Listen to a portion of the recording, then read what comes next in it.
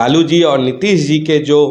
जातीय जो इन्होंने सबको जो उसमें उलझा रखा है, उसके कारण जो बिहार हमारा पिछड़ गया है,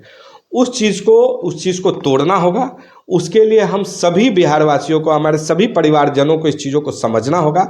कि हम लोगों को आने वाले समय में विकास की राजनीति करनी है, और विकास की राजनीति से ही हम लोग इस राज्य का विकास कर सकते हैं। उसी समाज जो कृष्ण के वंशज हैं, उन लोगों को लालू जी ने ठगने का काम किया है। जब वो चारा घोटाला में अंदर जा रहे थे तो उन्होंने अपनी अनपढ़ जो उनकी धर्मपत्नी है आदरणीय राबड़ी देवी जी को, आदरणीय इसलिए चूँकि वो माँ समान है, बड़ी हैं, लेकिन उन्होंने बिहार की जनता के साथ धोखा करते हुए उनको मुख्यमंत्री बनाया। उस समय अगर वो बनाना ही था तो किसी पढ़े लिखे समझदार व्यक्ति को उन्हीं के यादव समाज से देते। जब आगे बढ़े तो उन्होंने जब राज्यसभा भेजा तो अपनी बेटी को भेजा। जब मुख्यमंत्री बनाने की बात आई तो उन्होंने अपने 9वीं फेल बेटे को दिया। फिर जब मंत्री बनाने के बात आई तो उन्होंने तेज प्रताप को दिया, जिसके जो क्रियाकलाप है वो सभी से जग जाहिर है। तो लालू जी कभी यादवों के भलाई के लिए काम ही नहीं किए, उन्होंने सिर्फ और सिर्फ अपने परिवार को ही आरक्षण दिया है। तो ये यादव समाज जो है, जो कृष्ण के वंशज है, वो भी अपने आप को ठगा महसूस कर रहे हैं। और दूसरी तरफ देख लीजिए, इसी भाजपा ने हमारे 3 जो प्रदेश अध्यक्ष रहे हैं वो यादव समाज से रहे हैं, और हम लोग के जो केंद्रीय मंत्री आदरणीय नित्यानंद राय जी हैं वो यादव समाज से आते हैं। इससे पहले जो केंद्रीय मंत्री थे रामकृपाल जी यादव समाज से आते हैं। हमारे जो अभी सांसद है अशोक यादव जी, पूर्व सांसद ओम प्रकाश यादव जी, और दर्जनों एमएलए हैं। और मैं जिस जगह से, जो मेरा प्रखंड है परिहार, वहाँ से भी हम लोग की जो आदरणीय विधायिका हैं श्रीमती गायत्री देवी जी, वो यादव समाज से हैं, और लगातार पिछले 3 टाइम से वो विधायक हैं। और उनसे पहले उनके पति भी विधायक रहे हैं आदरणीय राम नरेश जी, जो बड़े भाई हैं हमारे।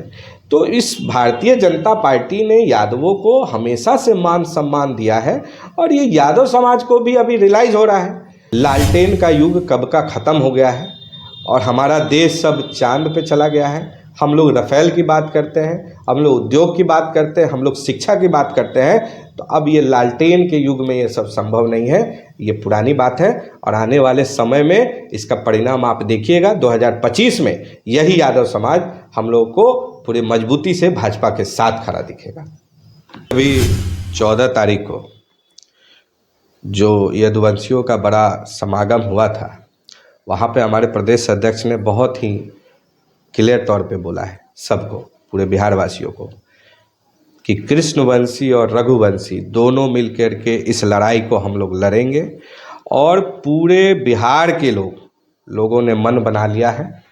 कि ये दुशासन रूपी, ये कंस रूपी, ये जो रावण रूपी जो ये इंडिया गठबंधन की जो अलायंस है, इसको हम लोग 2024 में इसका तहस नहस कर देंगे, और मजबूती से केंद्र में सरकार बनेगी। और आने वाले समय में 2025 में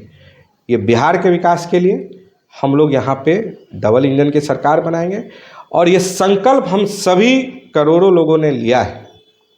और बिहार के सभी परिवारजनों ने लिया है कि आने वाले समय में इस बिहार को हम लोग देश का नंबर 1 समृद्ध राज्य बनाएंगे, जहाँ पे दूसरे राज्यों के लोग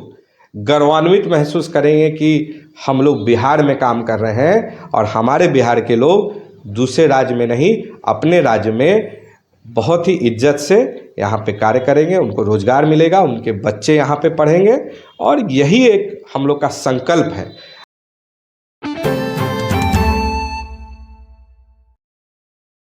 नमस्कार, आप देख रहे हैं चौपाल समाचार। चौपाल समाचार की हर खबर समाज पर करती है असर, और आज मैं इस खबर को लेकर आया हूं। ये खबर भी समाज से जुड़ी है और संबंधित है बिहार के विकास से, संबंधित है बिहार की राजनीति से, और संबंधित है बिहार में उद्योग की संभावना, उस पर किए जा रहे कार्य से।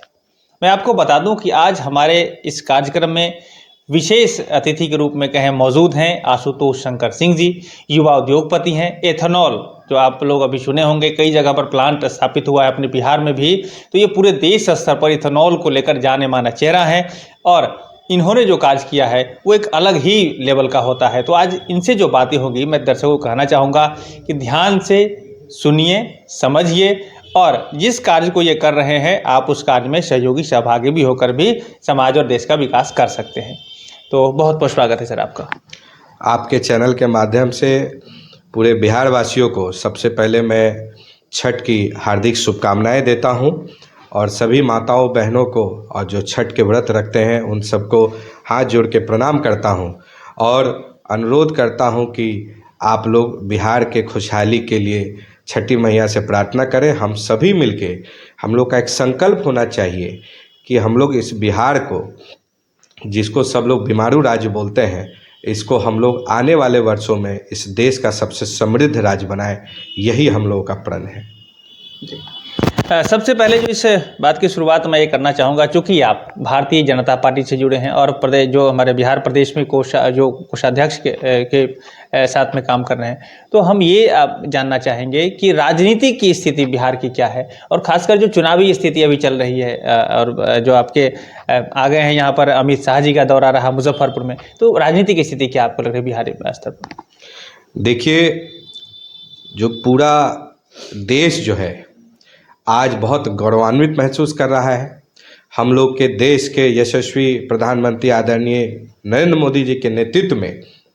हमारा देश पूरे विश्व पटल पे सबसे ज़्यादा लोकप्रिय देश है और लोगों को बहुत सम्मान, सभी विदेशों में हम लोग भारतीयों को बहुत सम्मान मिल रहा है।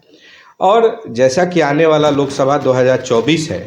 उसके संदर्भ में पूरे देश के लगभग सभी लोकसभा क्षेत्रों में लोकसभा प्रवास योजना के तहत हम लोग के देश के प्रधानमंत्री, हम लोग के देश के यशस्वी गृह मंत्री, अब और भी हमारे केंद्रीय नेता रक्षा मंत्री आदरणीय राजनाथ सिंह जी, सभी लोगों का लोक प्रवास योजना हो रहा है। उसी के तहत विगत 5 तारीख को तिरहुत क्षेत्र के मुजफ्फरपुर में, जहाँ पे हम लोग आज बैठे हैं,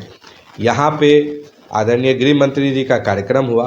और उस कार्यक्रम में लाखों की संख्या में इस पूरे तिरहुत क्षेत्र से, मुजफ्फरपुर से सीतामढ़ी की जनता, दरभंगा, मधुबनी,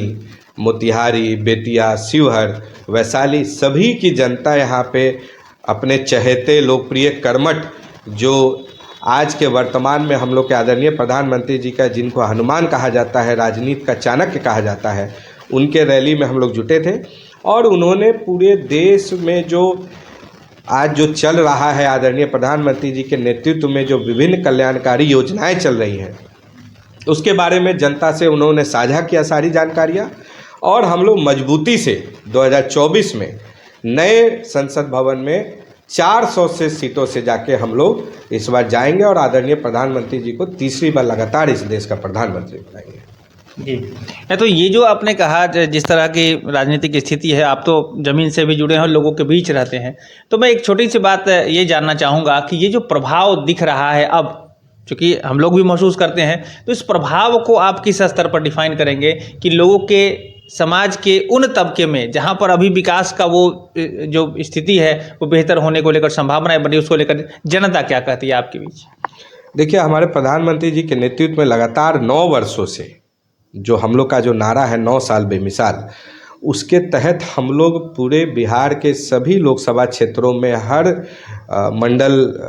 स्तर पे, शक्ति केंद्र स्तर पे और गांव स्तर पे हम लोग समाज के सभी वर्गों के बीच में जाने का काम कर रहे हैं और लगातार काम कर रहे हैं। और हम लोग वहां पे जाके देख रहे हैं कि आदरणीय प्रधानमंत्री जी के द्वारा जो गरीबों के लिए, शोषितों के लिए, वंचितों के लिए लगातार जो कार्यक्रम है, जैसे कि प्रधानमंत्री आवास योजना हो गई, किसान सम्मान निधि हो गई, वृद्धा पेंशन हो गया, दिव्यांग पेंशन हो गया, और अभी 5 लाख रुपए का जो आयुष्मान योजना, जो सभी लोगों के घर घर तक जाने का कार्य हो रहा है। और ये लगातार हम लोग जो इस कोरोना काल से आदरणीय प्रधानमंत्री जी ने जो गरीबों को जो राशन देने का कार्य किया है, ये सभी योजनाओं के तहत, उसके बाद उज्ज्वला योजना हो गई, शौचालय नहीं था, महिलाओं को इज्जत घर देने का काम किया है, गैस सिलेंडर देने का काम किया है, बिजली देने का काम किया, ऐसे अनगिनत योजनाएं हैं जिससे हमारे समाज के हर वर्ग के लोग आदरणीय प्रधानमंत्री जी के मुरीद हो चुके हैं। और इसके साथ साथ प्रधानमंत्री जी ने जो शिक्षा के क्षेत्र में,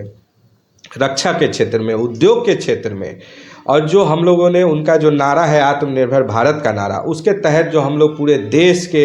हर राज्य में, लगभग हर जिलों में हम लोग जो उद्योग लगा रहे हैं, उससे हमारे देश की जीडीपी बढ़ गई है और हम लोग सबको पछाड़ के हम लोग अभी 5वें नंबर पे चले आए हैं अर्थव्यवस्था में पूरे विश्व में। और आने वाले समय में उनका जो नारा है 2047 का नारा, उसमें हम लोग देश में नहीं, देश के साथ साथ पूरे विश्व में हम लोग नंबर 1 आर्थिक स्थिति में हमारा देश हो जाएगा। तो ऐसे हमारे आदरणीय प्रधानमंत्री जी हैं और हम लोग मजबूती से पूरा देश उनके साथ खड़ा है। जी,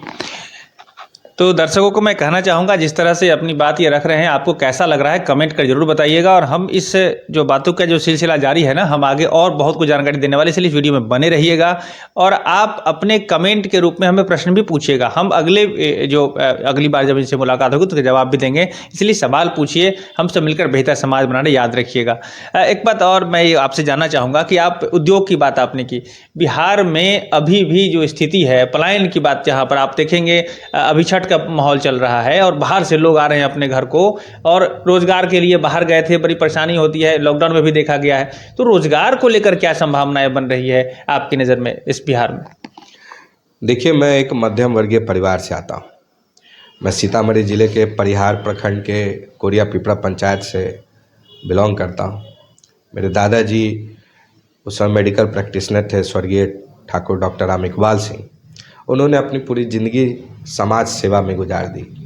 और उन्हीं के नक्शे कदम पे चलते हुए मेरे पिताजी आदरणीय प्रोफेसर डॉक्टर शीतल किशोर सिंह जी यहीं रामेश्वर सिंह कॉलेज के HOD से रिटायर किए मैथ्स के, और मेरी माँ MSKB कॉलेज में हेड लाइब्रेरियन से रिटायर की। उनके दिए गए संस्कार और आदर्शों के ऊपर चलते हुए हम लोग भी इस राज्य को उस समय छोड़ना पड़ा 90s में, जब उस समय जंगल राज था यहाँ पे और कोई उद्योग और रोजगार की आशा नहीं थी। ऐसे में हम लोग इस राज्य को छोड़ के दूसरे राज्यों में जाके गए, पढ़ाई लिखाई किया और नौकरी की। मैं भारतीय सेना में अल्प अवधि तक वहाँ पे कार्यरत था और बाहर आने के बाद फिर एक स्ट्रगल थी, क्योंकि बिहार में कुछ था नहीं। 2010 से मैं इस इथेनॉल के क्षेत्र से जुड़ा और पिछले लगातार 13 साल से इस क्षेत्र में काम कर रहा हूँ। हम लोग का जब यहाँ पे 2019 में जब सरकार आई जदयू के साथ, तो हम लोग के जो उस समय उद्योग मंत्री थे आदरणीय शहनवाज हुसैन जी, उनका एक विज़न था। वो सबसे कम युवा के केंद्रीय मंत्री थे और उनका एक राष्ट्रीय स्तर पे अपना एक पहचान था। उस पहचान को आदरणीय प्रधानमंत्री जी ने उनको बड़ी उम्मीद से इस बिहार में उद्योग मंत्रालय का जिम्मा सौंपा, जिस उद्योग मंत्रालय को कोई नहीं जानता था। उन्होंने अपनी मेहनत से और देश में सभी उद्योगपतियों से बात करके, इन्वेस्टर से बात करके, उन्होंने इस उद्योग में इथेनॉल पॉलिसी लाई। और चूंकि इथेनॉल के क्षेत्र में हम लोग काम करते थे और मैं पार्टी का सिपाही भी था, कार्यकर्ता था, तो उनके नेतृत्व में हम लोगों ने काम करना चालू किया। इथेनॉल सबमिट कराए, इन्वेस्टर लोगों से बात करी, उनको जो भी टेक्निकल ज़रूरतें थी उनको हम लोगों ने सहायता प्रदान की। उन्होंने ज़मीन लिया और 2021 की जो ग्रीन एनर्जी पॉलिसी आदरणीय प्रधानमंत्री जी ने लाया, उसके तहत देश का सबसे पहला इथेनॉल प्लांट यहीं मुजफ्फरपुर के मुरारपुर में बना, जो लगभग 1 साल में वो कार्य पूरा हो गया। आज हम लोगों ने मुजफ्फरपुर में 2 प्लांट लगाए हैं, तीसरा प्लांट भी लग रहा है जो दूसरी कंपनी लगा रही है। गोपालगंज में लगाया हुआ हमारे कंपनी का प्लांट है, वैशाली में लगाया हुआ, हाजीपुर में हमारे कंपनी का प्लांट है, अभी मोकामा में काम चल रहा है, नौगछिया में काम चल रहा है, और अभी हाल फिलहाल हमने लौरिया और सुगौली में, जहाँ पे कि पहली जो चीनी मिल थी जो सिर्फ 4 से 5 महीना गन्ने पे चलती है, जिससे मोलासिस से इथेनॉल बनाते हैं, तो हम लोगों ने नई टेक्नोलॉजी से उन चीनी मिलों में विस्तार करते हुए अनाज से इथेनॉल बनाने का कार्य चालू किया है, जिससे कि ये सारी चीनी मिलें जो है इथेनॉल पूरे 12 महीना प्रोड्यूस करेगी, और जिससे कि ज़्यादा से ज़्यादा रोजगार मिलेगा और हजारों लाखों किसानों को 12 महीना उन लोगों को अपना फसल वहाँ पे देते आएगा, जिससे उनको उचित मूल्य मिलेगा और उनकी दशा दिशा सुधरेगी। तो ये हम लोगों का पूरा, ये आदरणीय प्रधानमंत्री जी का ये विजन है कि पूरे, देखिए उनका कहना है कि किसी भी क्षेत्र और किसी भी राज्य या देश का विकास तभी होगा जब वहाँ उद्योग लगेंगे, और उद्योग लगने से ही रोजगार का सृजन होगा। और ऐसे भी पूरे विश्व में हमारा देश सबसे युवा देश है, सबसे ज़्यादा संख्या हमारे देश में युवाओं की है। ये हमारी ताकत है और इसी ताकत को वो पटल पे लाने की कोशिश कर रहे हैं, और पूरे देश में उद्योग लगा के हम लोग रोजगार ज़्यादा से ज़्यादा युवाओं को दे रहे हैं, और हमारा देश एक सशक्त भारत के रूप में उभरता नज़र आ रहा है। और आने वाले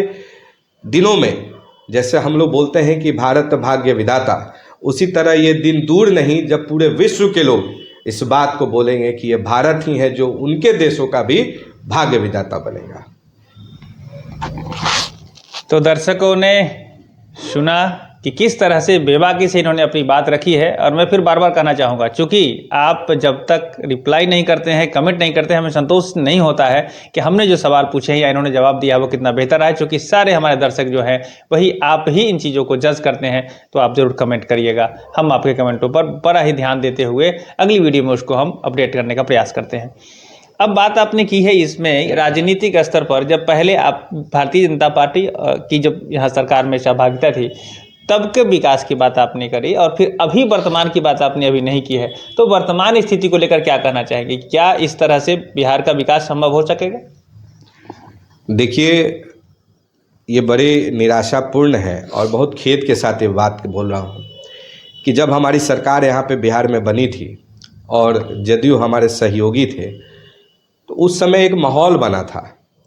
कि बिहार को सब लोग देखते थे कि यहाँ पे कोई इन्वेस्टमेंट नहीं, यहाँ पे सब सिर्फ बिहार को मज़दूरों के सप्लायर के रूप में जानते थे कि यहाँ पे सिर्फ आप अपने प्रोडक्ट को लाके बेच सकते हैं, ये बायर है ये लोग। लेकिन जिस तरीके से यहाँ पे उद्योग के क्षेत्र में काम हुआ, इथेनॉल के क्षेत्र में काम हुआ, टेक्सटाइल पॉलिसी आदरणीय शहनवाज जी ने लाया और जूट मिल लाया, बहुत विभिन्न छोटे छोटे और भी उद्योग यहाँ पे आए, तो एक उम्मीद की किरण सभी लोगों को में जगी थी और पूरे देश में इस बात की चर्चा हो रही थी। और जो बिहार के लोग हैं, जो प्रवासी बिहारी जिनको हम लोग बोलते हैं, जो दूसरे राज्यों में सफल उद्योगपति हैं, वो लोग वापस अपने राज्य के प्रति एक जिम्मेदारी समझ के वो लोग वापस यहाँ पे आके इन्वेस्टमेंट कर रहे थे। लेकिन बड़े दुर्भाग्यपूर्ण के साथ जिस तरीके से नीतीश जी ने ये निर्णय लिया और वो अलग हुए, और जो परिस्थितियां बनी है उसके बाद आप उठा के देख लीजिए कि कहीं कोई विकास नहीं हो रहा है। आज भी जो भी उद्योग पे काम चल रहा है, इथेनॉल के क्षेत्र में काम चल रहा है, वो पुराने ही जो आदरणीय प्रधानमंत्री जी ने जो परमिशन दिए थे और शहनवाज हुसैन जी ने उस समय जो भी विकास किया था, जो नए परमिशन उस समय के जो परमिशन थे, उसी के ऊपर ही काम चल रहा है। नई सरकार को लगभग 1 से 1.5 साल हो गया है। चारों तरफ जंगल राज का फिर वही 1990 का दशक आ गया है। चारों तरफ लूटपाट, हत्याएं, बलात्कार चल रही है। और उद्योग की बात छोड़ दीजिए, एक छोटा सा दुकान भी नया कोई भी बाहरी आके नहीं खोला है। और हम लोग जहाँ पे भी अब बात कर रहे हैं तो लोग बोलते हैं कि नहीं, जब भाजपा की सरकार आएगी और तभी हम लोग वापस फिर बिहार के तरफ जाएंगे। तो मैं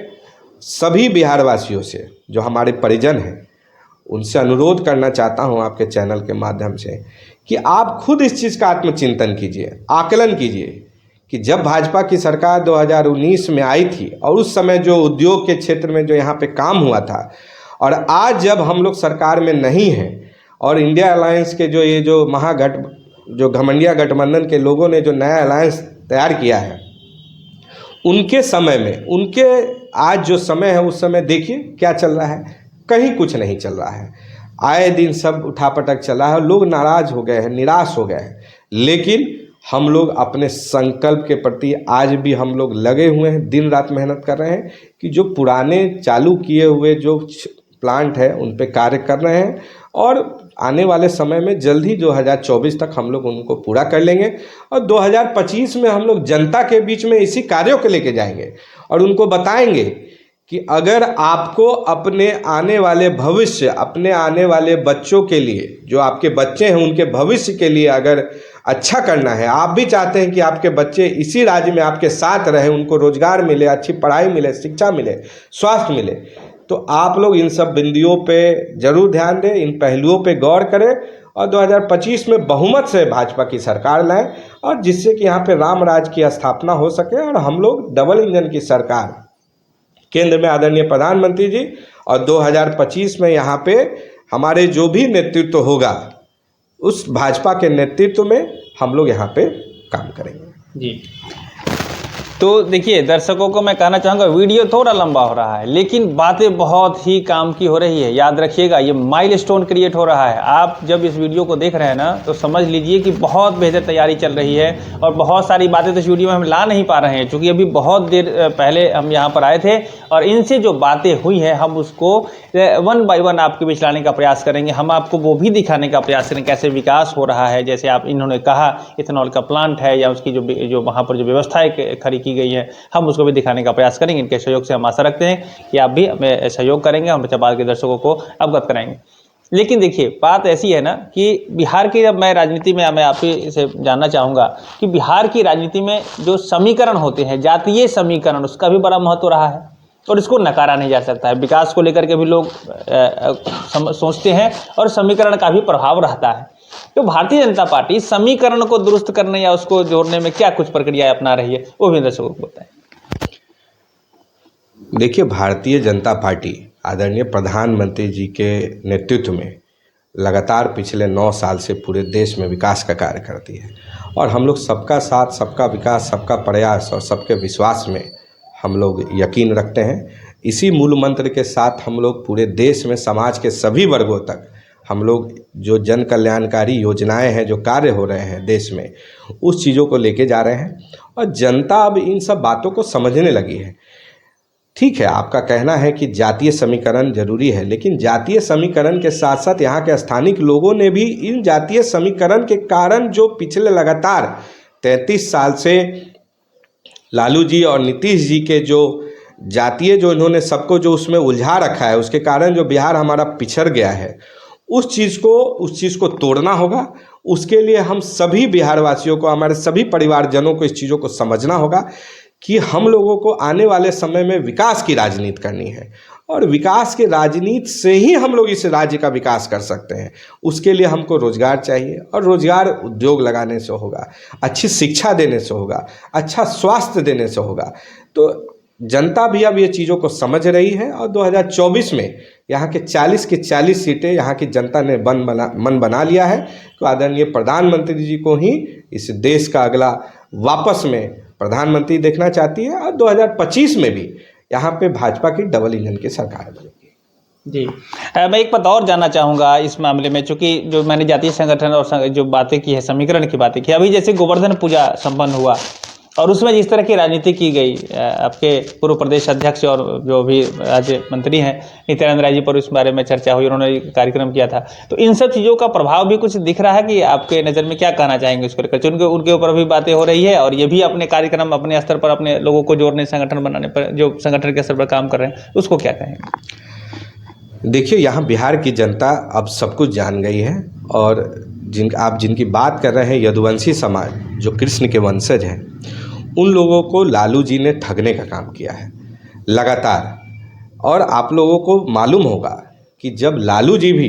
पहली बार जब मुख्यमंत्री बने थे तो उस समय भाजपा के 39 विधायकों ने ही उनको हल्दी लगाने का काम किया था और उसके बाद लगातार उन्होंने यादवों को ठगने का काम किया। जब वो चारा घोटाला में अंदर जा रहे थे तो उन्होंने अपनी अनपढ़ जो उनकी धर्मपत्नी है आदरणीय राबड़ी देवी जी को, आदरणीय इसलिए चूँकि वो माँ समान है, बड़ी हैं, लेकिन उन्होंने बिहार की जनता के साथ धोखा करते हुए उनको मुख्यमंत्री बनाया। उस समय अगर वो बनाना ही था तो किसी पढ़े लिखे समझदार व्यक्ति को उन्हीं के यादव समाज से देते। जब आगे बढ़े तो उन्होंने जब राज्यसभा भेजा तो अपनी बेटी को भेजा। जब मुख्यमंत्री बनाने की बात आई तो उन्होंने अपने 9वीं फेल बेटे को दिया। फिर जब मंत्री बनाने के बात आई तो उन्होंने तेज प्रताप को दिया, जिसके जो क्रियाकलाप है वो सभी से जग जाहिर है। तो लालू जी कभी यादवों के भलाई के लिए काम ही नहीं किए, उन्होंने सिर्फ और सिर्फ अपने परिवार को ही आरक्षण दिया है। तो ये यादव समाज जो है, जो कृष्ण के वंशज है, वो भी अपने आप को ठगा महसूस कर रहे हैं। और दूसरी तरफ देख लीजिए, इसी भाजपा ने हमारे 3 जो प्रदेश अध्यक्ष रहे हैं वो यादव समाज से रहे हैं और हम लोग के जो केंद्रीय मंत्री आदरणीय नित्यानंद राय जी हैं वो यादव समाज से आते हैं। इससे पहले जो केंद्रीय मंत्री थे रामकृपाल जी यादव समाज से आते हैं। हमारे जो अभी सांसद है अशोक यादव जी, पूर्व सांसद ओम प्रकाश यादव जी और दर्जनों एमएलए हैं। और मैं जिस जगह से, जो मेरा प्रखंड है परिहार, वहाँ से भी हम लोग की जो आदरणीय विधायिका हैं श्रीमती गायत्री देवी जी, वो यादव समाज से हैं और लगातार पिछले 3 टाइम से वो विधायक हैं। और उनसे पहले उनके पति भी विधायक रहे हैं, आदरणीय राम नरेश जी, जो बड़े भाई हैं हमारे। तो इस भारतीय जनता पार्टी ने यादवों को हमेशा से मान सम्मान दिया है और ये यादव समाज को भी अभी रियलाइज़ हो रहा है। तो उस दिन 14 तारीख को हजारों की संख्या में पूरा बापू सभागार जितना अंदर भरा था उससे बाहर ही पूरा डाक बंगला चौराहे से लेके पूरा मौर्यालों का पूरा वो क्षेत्र में 1 इंच पैर रखने की जगह नहीं थी। और जो यूथ है वो अब समझ गए हैं कि ये उनके प्रपंचों में नहीं आने वाले हैं और ये लोग कभी भी, लालटेन का युग कब का ख़त्म हो गया है और हमारा देश सब चांद पे चला गया है। हम लोग राफेल की बात करते हैं, हम लोग उद्योग की बात करते हैं, हम लोग शिक्षा की बात करते हैं। तो अब ये लालटेन के युग में ये सब संभव नहीं है, ये पुरानी बात है और आने वाले समय में इसका परिणाम आप देखिएगा। 2025 में यही यादव समाज हम लोग को पूरी मजबूती से भाजपा के साथ खड़ा दिखेगा। तो आपके कहने का मतलब ये है कि भारतीय जनता पार्टी ने जो समीकरण जिसको लेकर अभी सरकारें बनती है यहाँ पर, उस समीकरण में भी सेंध लगाई है पहले और काम करके लगाया है, और अब जो हवा हवाई है वो नहीं चलेगी और इसको लेकर आप लोग आश्वस्त हैं? जी, हम लोग लगातार काम कर रहे हैं, समाज के सभी वर्गों के लिए काम कर रहे हैं। जैसा कि हमारे आदरणीय प्रधानमंत्री जो भी योजना भेजते हैं, तो योजना कोई जात और पात देख के नहीं आती है, उसका जो लाभ है समाज के सभी व्यक्ति के पास, समाज के हर घर में, हर तबके में, हर जात में, हर धर्म में जा रहा है। तो उन लोगों को भी रियलाइज हो रहा है कि आदरणीय प्रधानमंत्री जी पूरे देश की विकास की बात करते हैं, किसी एक जात, एक धर्म और एक तबके की बात नहीं करते हैं। और जहाँ पे लालू जी ने हमेशा से देश को तोड़ने की बात की है, समाज में लड़ाने की बात की है, अगरों को पिछड़े से लड़ाना, पिछड़ों को पिछड़े से लड़ाना, तो ये राजनीति अब नहीं चलेगी, अब सिर्फ विकास की राजनीति होगी। जी,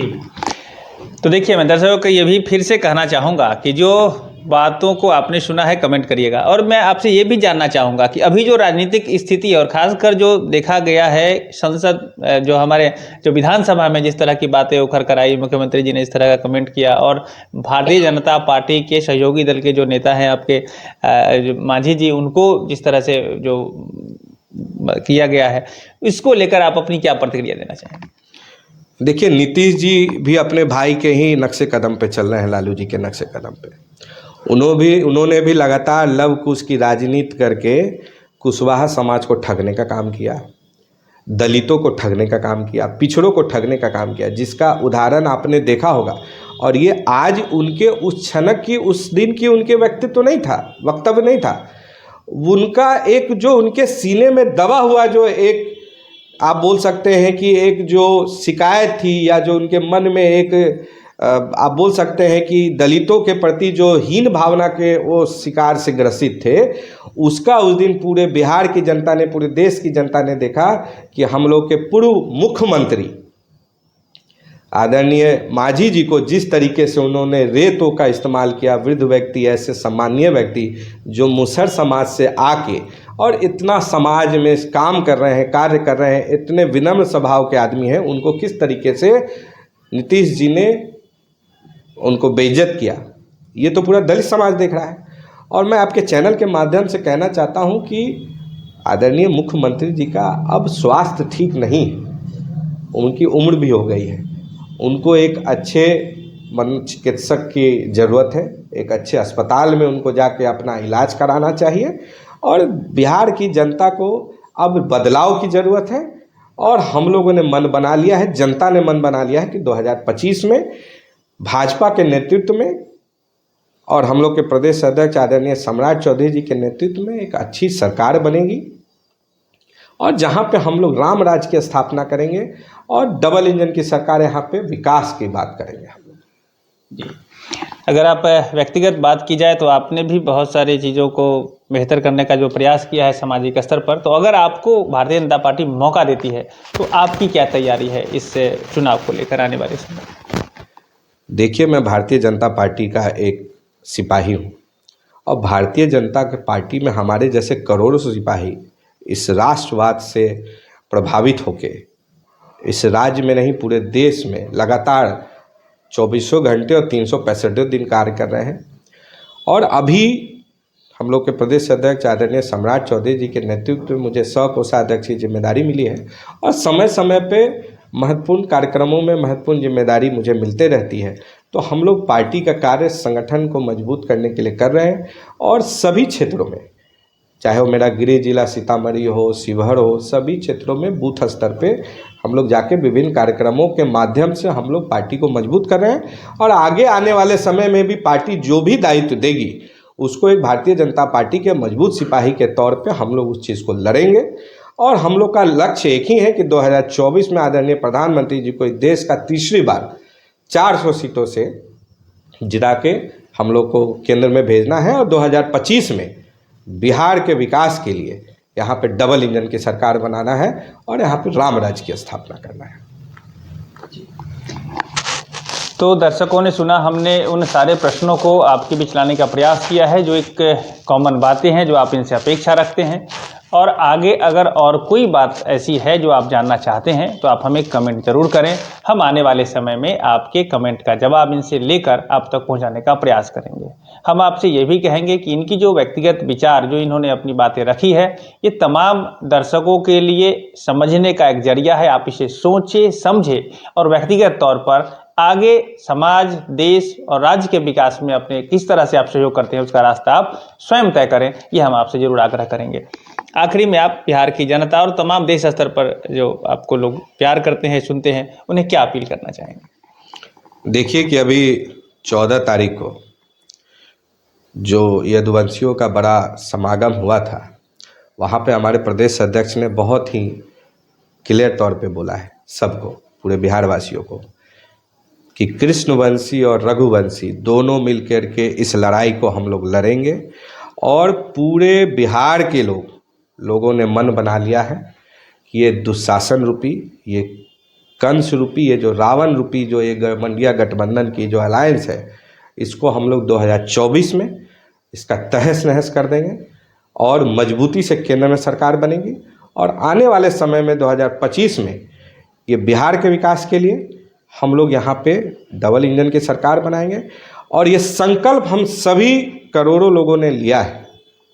और बिहार के सभी परिवारजनों ने लिया है कि आने वाले समय में इस बिहार को हम लोग देश का नंबर 1 समृद्ध राज्य बनाएंगे, जहाँ पे दूसरे राज्यों के लोग गर्वान्वित महसूस करेंगे कि हम लोग बिहार में काम कर रहे हैं और हमारे बिहार के लोग दूसरे राज्य में नहीं, अपने राज्य में बहुत ही इज्जत से यहाँ पे कार्य करेंगे, उनको रोजगार मिलेगा, उनके बच्चे यहाँ पे पढ़ेंगे। और यही एक हम लोग का संकल्प है। अब बात सरकार बनाने की नहीं है, अब बात है कि इस राज्य को, इस देश का नंबर 1 राज्य बनाना है। उसके लिए हम सभी भाजपा के कार्यकर्ता संकल्पित हैं। तो आपको हमारे चौपाल के इस कार्यक्रम में भाग लेने के लिए बहुत बहुत धन्यवाद है और हम आशा रखते हैं कि आने वाले समय में आप समाज की बेहतरी के लिए अपने स्तर पर बहुत ही बेहतर कुछ करेंगे। धन्यवाद आपका। धन्यवाद। दर्शकों का भी बहुत बहुत आभार, धन्यवाद कि आपने हमें सुना। हम आपसे आग्रह करेंगे इस वीडियो को शेयर करिए कि इन बातों में जो बेहतरी है वो बेहतर लोगों तक पहुंच सके। साथ ही साथ यदि आज तक चौपाल समाचार से नहीं जुड़े हैं तो चैनल को सब्सक्राइब जरूर कर लीजिए। हमारे फेसबुक पेज पर भी आप लाइक कर लीजिए, चूँकि बहुत सारी सूचनाएं हैं समाज से प्राप्त कर हम आप तक पहुंचाने का प्रयास करते हैं, जिससे कि हमारे बिहार का विकास हो सके, हमारे देश का विकास हो सके और अच्छी अच्छी जो जानकारी है लोगों के बीच प्रसारित हो सके। यह इसकी बातें थी। पुनः आपका बहुत बहुत धन्यवाद। मैं अभिषेक आनंद, चौपाल समाचार के लिए धन्यवाद।